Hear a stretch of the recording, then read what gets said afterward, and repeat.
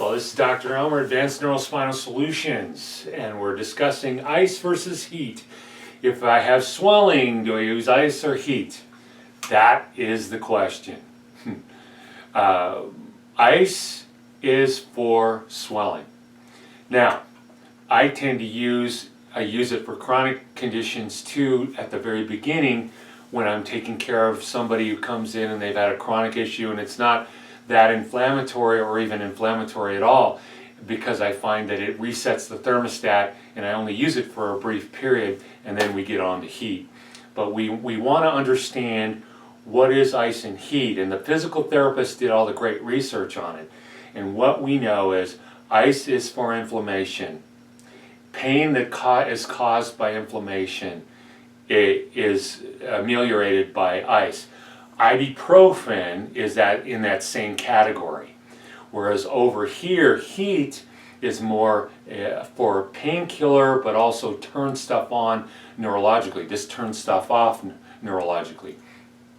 And so Tylenol and aspirin. Now, I didn't tell you to use those. I'm showing you where they fit in the spectrum.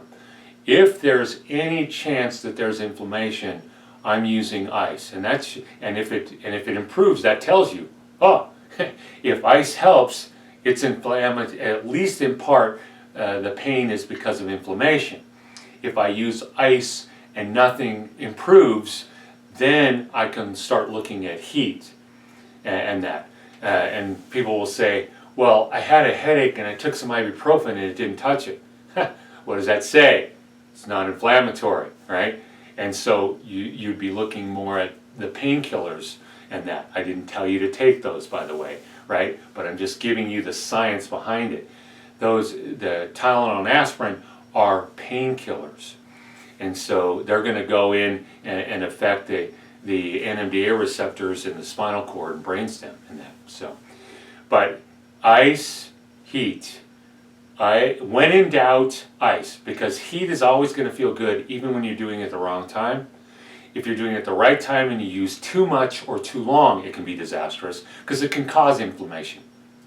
Inflammation. Yeah, it adds fire to the fire.